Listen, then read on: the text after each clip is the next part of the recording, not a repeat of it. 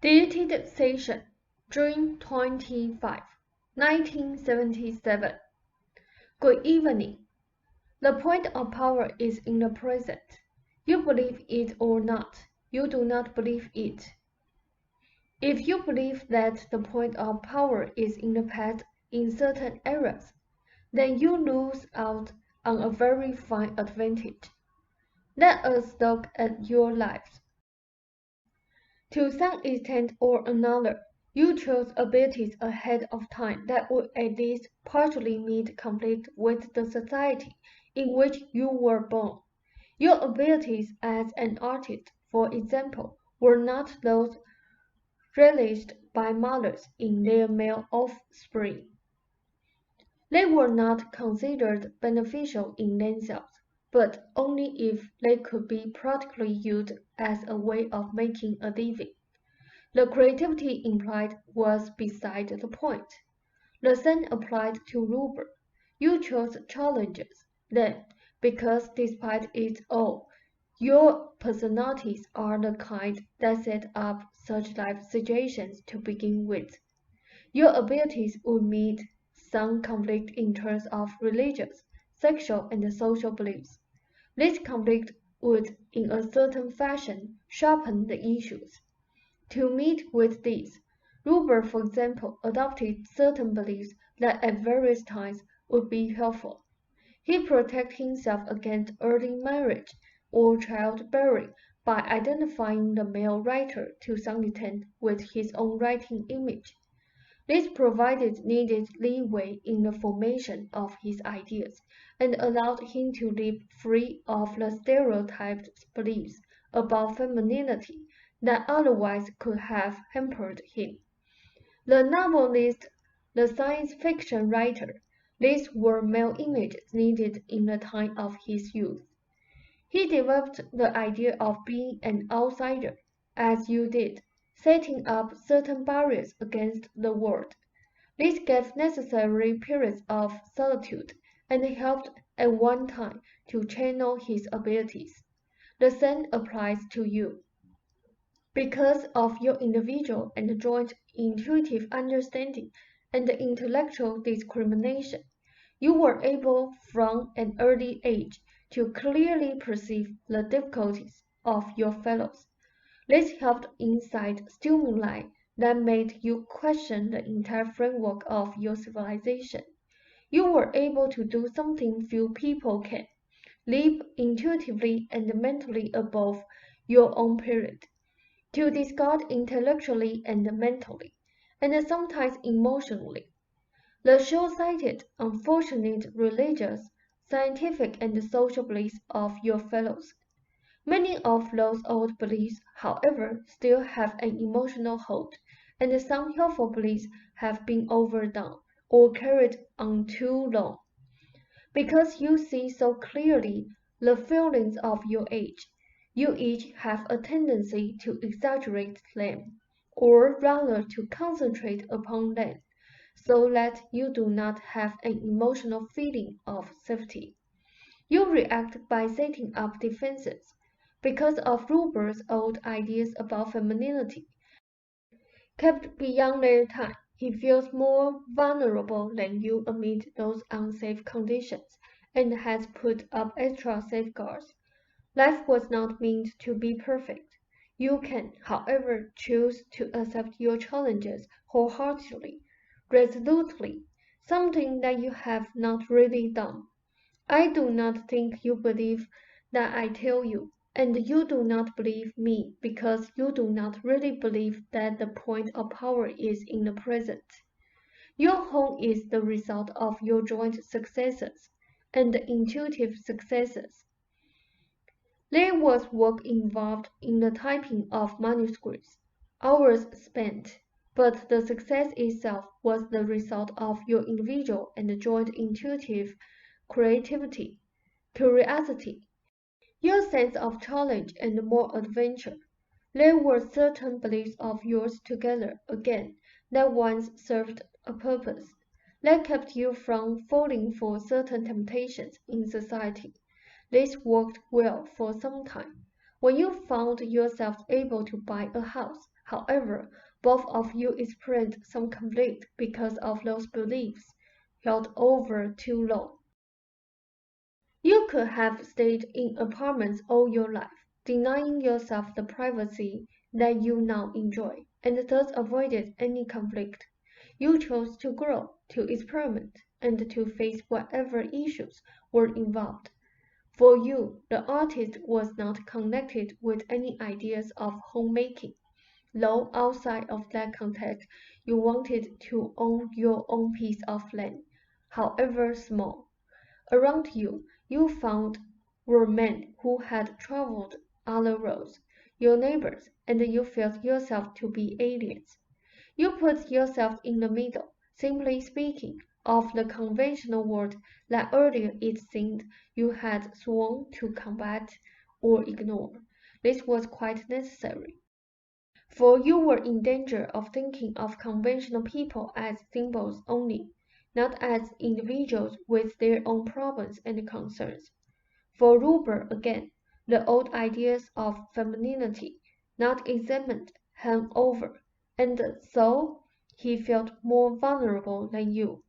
You must realize that you chose this reality and unconventional challenges.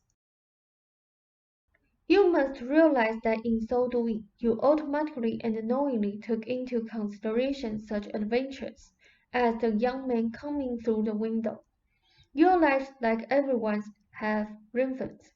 Robert's creative life follows rhythms in which he produces excellent works, usually in great bursts of activity, then a quiet period. You work in more measured patterns, and this is largely responsible for your individual and joint feelings over unknown reality. This has caused some conflict between you. Measured work of that nature is very difficult for Ruber. Hence, the typing, for example, of manuscripts, such as mine, that he cannot change as he goes along, is very difficult. When he types his own work, he makes creative changes. The idea of a workroom, so-called, and I prefer studio, is a good one. Excellent. You found yourself surrounded, however, by men whose lifestyle is completely alien to your own. This added conflict for both of you.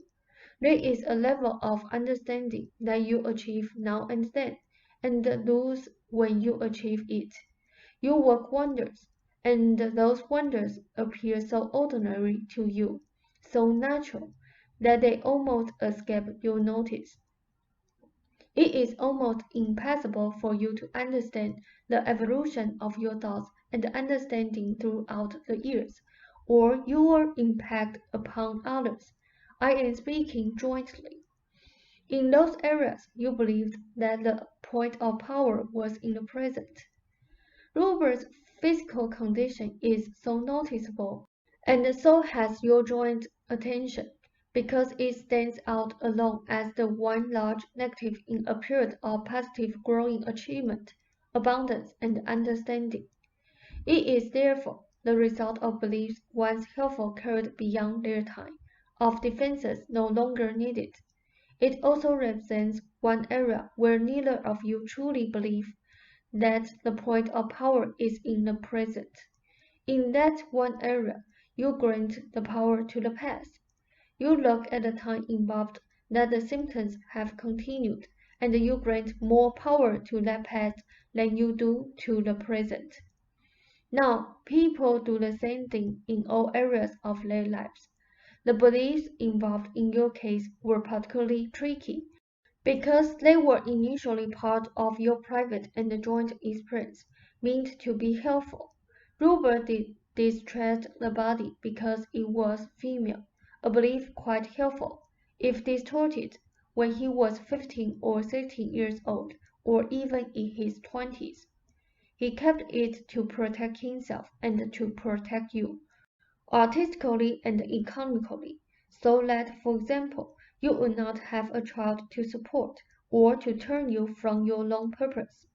The intuitions are regarded in your society as female, and as a writer, he felt he had to guard against female impulses or characteristics, against being too frivolous or emotional. There is more in this session than you realize. If you put it together, for the creative abilities are themselves creative, spontaneous, exuberant, by their nature unpredictable.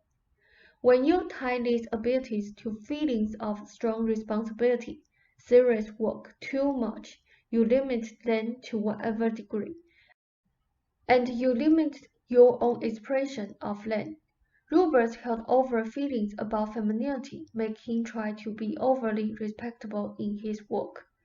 The playful abilities find themselves in straitjackets. He becomes afraid of being ostracized. Your own seriousness about work in the past, your own attitudes, linger on in his. He took you too literally. Now, if you believe me, you can end all of this, and Rupert can regain his normal flexibility. On several occasions in the past, we had such sessions. You each managed for a time to achieve that level of intuitive understanding necessary. You followed my directions, and you saw results. I believe now, if you saw the same results, you would each have better sense than to let them go by the board. Rupert's body, incidentally, has held out remarkably well through all of this. I suggest 2 sessions a week. One on thematic material, the book, or questions you might have in areas of your interest. The other a private session if necessary or desirable, or otherwise to deal with the subjects above. First, I want you to each reread the passages on the point of power in personal reality and to apply it, that truth, to Rupert's physical condition. There is nothing in Rupert's body that cannot be vastly improved and corrected. He needs to regain confidence in his physical being again. Second, 3 times a week, hot towels should be applied to the knees, and this will help his legs, but also clear up his head. I am not going into the physical reasons here, but this will be most beneficial. There is nothing wrong with his eyes. There has been tension on the muscles. Physically, the head towels on the knees will benefit that condition. Otherwise, it was because he did not want to type up my book. Creatively now, he is always interested in the new book, the current creative act, and he resented feeling that he had to type Psyche while not having current sessions. The eye condition resulted. Third, you have to initiate some policy in the near future of meeting people. I will have suggestions. It does not matter if you think that any given contacts are useless or that you do not reap intellectually benefits. The fact is that each of you needs that contact. If you allow it, your own reasons will become clear. Rupert needs solitude, as you do, but also a format of an informal nature, for the emotions of others stimulate his abilities. If you can only manage to realize that the point of power is in the present, in all areas, then Rupert's condition can dramatically improve in a short time. You are afraid of looking for improvements. You do not trust them. You think that because there have been failures in the past, failures are inevitable. Rupert must reinstate a playful attitude mentally and psychically. 4. For 3 hours, I want him to write whatever he wants, freeing his mind from thoughts of his symptoms and from responsibility. If during that time nothing in particular comes, then let him sketch, for the sketching reinforces playful creativity. He can then type an hour on a manuscript. I want him to concentrate upon his ideas, theories, rather than think in terms of work. 5. Do the library together at least 3 times a week. 6. To begin, I want Ruber to walk from one end of the house to the other, 3 times a day. Later, I will add to this. Try as hard as you can to consider this a challenge that rouses both of you to your greatest achievement, rather than as a condition that must be put up with, and do not concentrate upon it. Seeing people, as I mentioned, is important. It prevents Ruber from becoming too reclusive. One of his greatest talents is to delve inward, but if this is carried to the extreme, he can brood and feel overly lonely. There is no condition that cannot be changed. He can use your loving, playful encouragement. That is very important. Give us a moment. Have him begin a dream notebook. 7. I want him to think in terms of using his abilities. I want you to think of using yours, rather than either of you concentrating upon what cannot be practically done. It would be of help if your bed had a north to south orientation, decorating problems to the contrary. 8. Particularly in your location, this has added benefit. Let Ruber try one out of body this week. Simply try. There are evolutions in our work and in your own work that are in the offing, and a new book for Ruber if he remembers the playful attitude. Do you have specific questions? Ralph said, I thought I had less of them, but felt quite tired. No, I would rather study this first and then come up with questions. They said, I bid you then a fond good evening, and to your sweet creature also. The point of power is in the present. Ralph said, yes, good night.